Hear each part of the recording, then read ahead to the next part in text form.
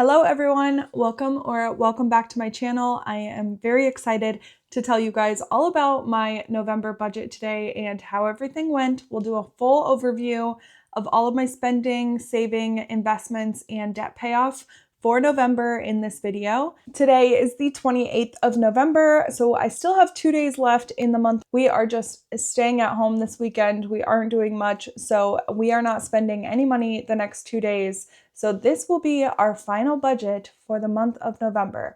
We have plenty of food left over from Thanksgiving. I hope you guys had a wonderful Thanksgiving if you celebrate it, but we have plenty of food left over, so we should have no problem with being able to eat at home and not going out to eat these last 2 days.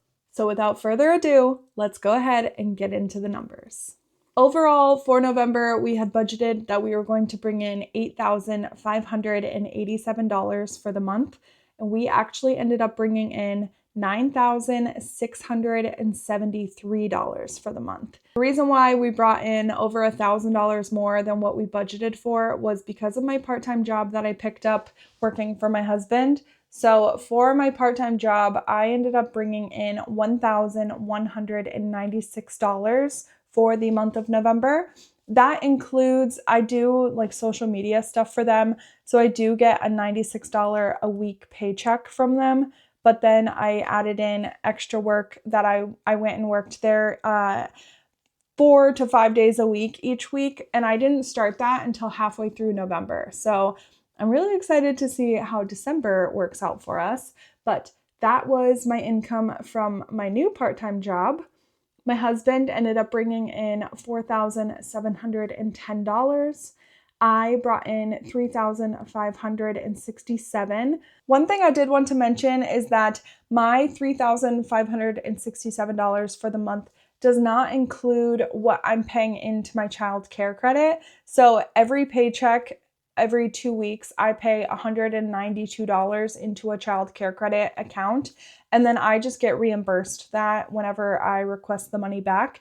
So I actually make more than that, but I have money that allocates into a child care credit, and then I also put money into an FSA account, and as well as investing. So maybe one of these days I will go over like my actual pay and then everything that comes out of it, if that's interesting to anyone.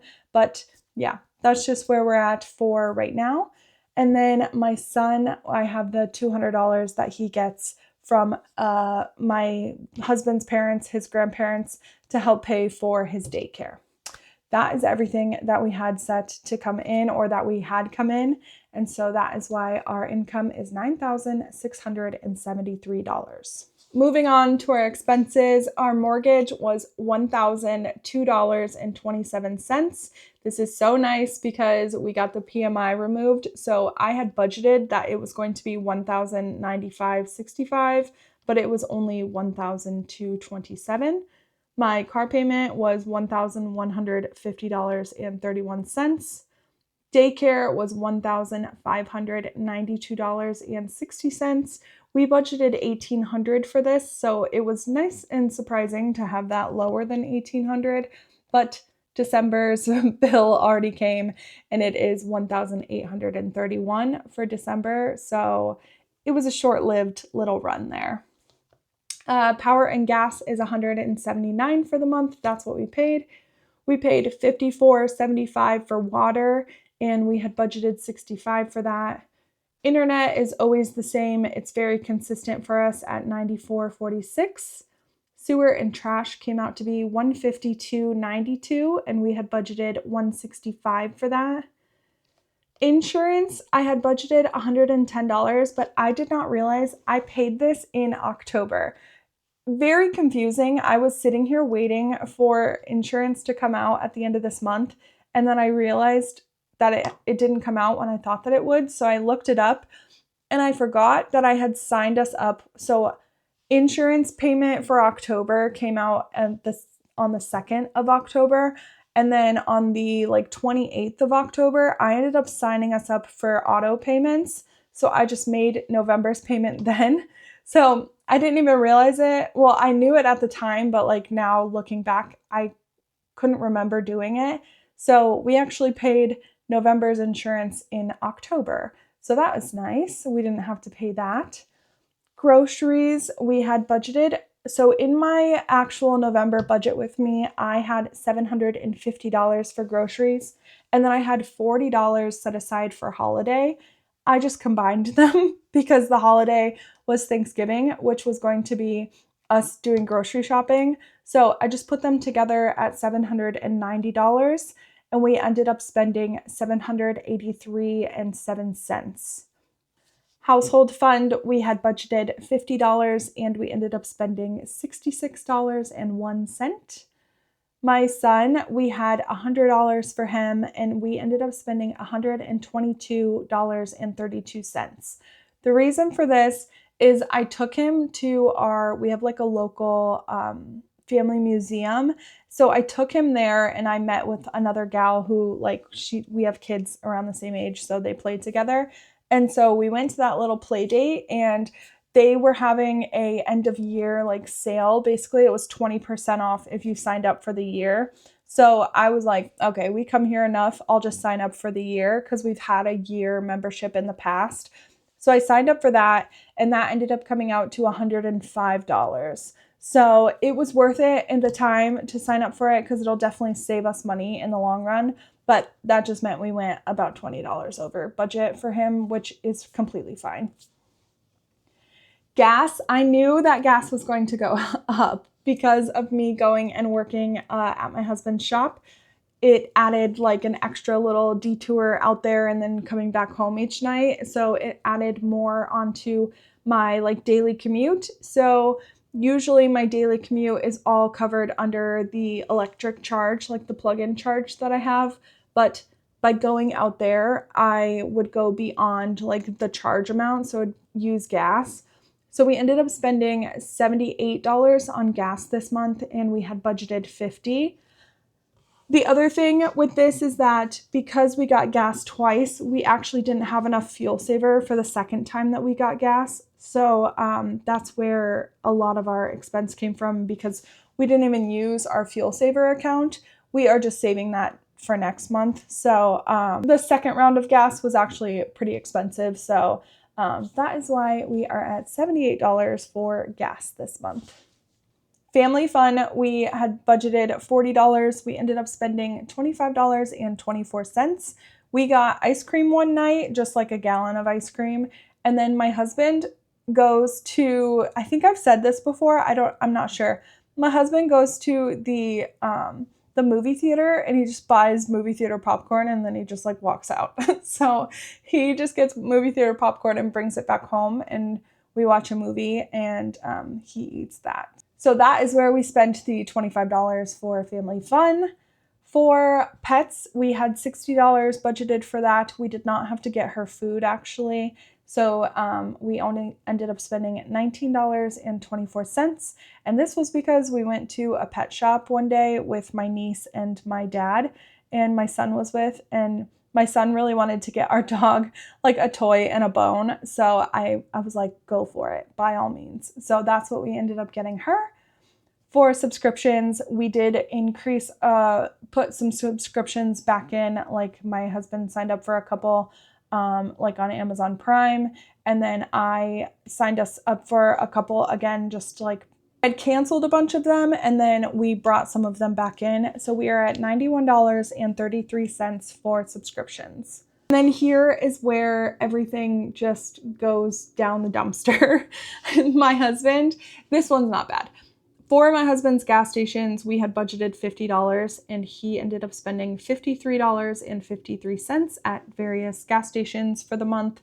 For his lunches, we had budgeted $150 and he ended up spending $228.98. His argument here, or what happened here, as I should say, is that McDonald's came out with their McRib, the rib sandwiches. And my husband is obsessed with the McDonald's rib sandwiches. I don't know if anyone else absolutely loves them, but this man will go to McDonald's every single day to get this McRib for the short period of time that it's available every year.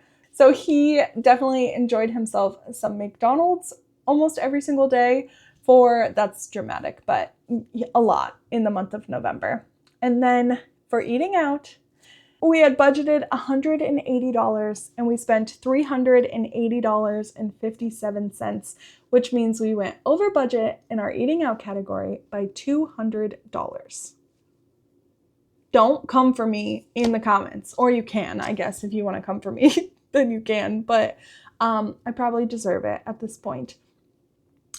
Here's kind of what happened, and I'm not trying to make excuses for myself, but this is an excuse, I guess. With me starting that part-time job, it definitely screwed up our system and our schedules and everything, because I would be staying at work with my husband until 6:00 at night, and we would have our son with us. So there were a few nights where we were like, let's just go out to eat. It's fine. We're tired. We don't want to go home and cook anything. So we definitely had some extra nights of eating out. And then every time we go out to eat somewhere, I'm not even kidding you, we don't have a single place that we have gone out to eat that was less than $40. So that is really expensive. And it's not even we're not going to super fancy places or nice restaurants. We're just going to the grill, the local grill that you can get to go from, or a deli place, any of those. And we're spending $40 a pop every time we go somewhere. So that definitely adds up very fast for us. And then, we just needed to get better about how much we were eating out, considering the fact that I was working later at night than expected, and didn't have, because usually I was home, I would get off at 3:00, I would go pick my son up, and then I would be home by 4, and then I would start dinner so that my husband and I could eat when he came home. By all means, we were not perfect. If you go back to some of my other budget closeout videos, we have definitely blown our eating out category constantly. And I refuse to increase it. So I do kind of expect that we will blow our eating out category at least some every month, but I refuse to increase it because I just want to keep the goal low, because I feel like if I increased it, so let's say realistically, I could probably increase it to $250 a month. If I do that, then I feel like we would be more willing, or more likely to break that budget too, if that makes sense, go over $250. So I'm trying to forcefully keep it low so that if we do go over, then we're oh, okay, we've blown our budget. I don't know. Psychologically, I'm trying to figure out a good way to not spend so much money eating out. But I do understand that that is a big category where a lot of people struggle with, and a lot of people spend most of their money on food, eating out, or groceries, or anything like that. So yeah, we are no different. We are completely of the statistic where we spend a lot of money eating out. And I know that I get down on myself about it, but I'm just trying to do better. And then when the next month comes up, I'm let's just go out to eat. I don't want to make something. So it's definitely a struggle, and it's something that we need to, I say it every time in every single video. I'm oh, I need to work on that. I really need to work on it. And then here we are, spending $200 over budget. So I don't know if we're going to get any better at it. I'm not sure. I don't think we'll do $380 by any means, but I feel like we will just consistently always blow our eating out category. I don't know. For unexpected, I budgeted $40 for unexpected, but between unexpected and miscellaneous, I had $40 for each, and then we ended up spending $64.10 in our miscellaneous category. So I took $20 from the unexpected and put it in miscellaneous. I've said this before, I do that sometimes just to make myself feel a little better so that one isn't drastically overdrafted from the other. So unexpected, we spent $12.99, and then I said, $64.10 and miscellaneous. Then I did put an extra holiday category in here. I had a holiday category when I did my November budget with me, and that was the $40 for Thanksgiving.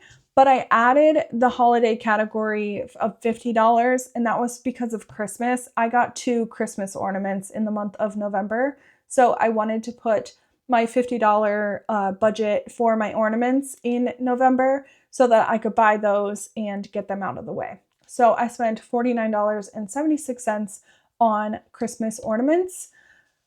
Also, I did buy all of my son's Christmas gifts and my niece's Christmas gifts. I just put those on our Amazon credit card, and then I will pay that off here. Like, my statement isn't due until December. So I will pay off my Amazon card in December, and then that will be my Christmas budget. That will come out of there. So that's just how I'm kind of setting that up. So I did already buy them, but I'm not using the money until December, if that makes sense. So overall, we had budgeted to use $6,344.42 in the month of November for just our regular expenses. We ended up spending $6,201.45. So I do feel okay with the fact that we at least didn't go over on our overall amount that we wanted to spend in expenses. And so it is what it is with the eating out. At least we were still under budget for our overall expenses. And then the exciting one to tell you guys is that for my student loans, I had budgeted $2,100 to go towards my student loans in the month of November. And we ended up putting $3,100 towards it. So we paid an extra $1,000 towards my student loans. So I thought that was pretty cool, and that makes me very happy to see that. And then our savings, so we had $371.55 left over for the month. I just threw that into our general savings for right now, and we'll just kind of figure out if we need to move those into different categories, like sinking fund categories, in December when I set those up. But for right now, I just threw the $371 into general savings. And then we did do the $5,000 investment for November. So I have everything, all of our money from the sale of a house that we had in this past summer. I put all of that money into our Fidelity account, and then I am slowly investing it $5,000 at a time every month. So I did go ahead and invest the $5,000 for November into our Fidelity account in S&P 500, QQQ, and I forgot to say last month, but REITs as well, which is like real estate or something. So I don't do very much in real estate. I do the majority of it in S&P 500, and then a smaller majority of it in QQQ, and then just like some leftovers into REITs. So that is how I am investing all of that money right now. I also have already maxed out our Roth IRA for the year. So all of the money I invested in November went into our brokerage, just standard brokerage account. And then I've said it before, but we will automatically max out our Roth IRA for 2026 in January. So we will have that done. So that is how we invested this month. I did not include investments in my income. I've said it before, and I know I sound like a broken record, but it just inflates everything so much. And I don't know, it just inflates everything a lot. So I left the $5,000 that is being invested out of November altogether, and I'm just using it out of the Fidelity account. Other than that, that is everything I spent, saved, invested, and paid on debt in the month of November. Tell me in the comments below what you guys overspent on in the month of November, or did you stay on track and not overspend in any categories for the month? If so, I'm really proud of you, and that's a really good job. I cannot say the same for myself, obviously, but that is everything I have, and I will see you guys in my next video. Thank you so much for being here and making it to the end. I super appreciate you guys, and I don't know, just all love. I will see you guys later.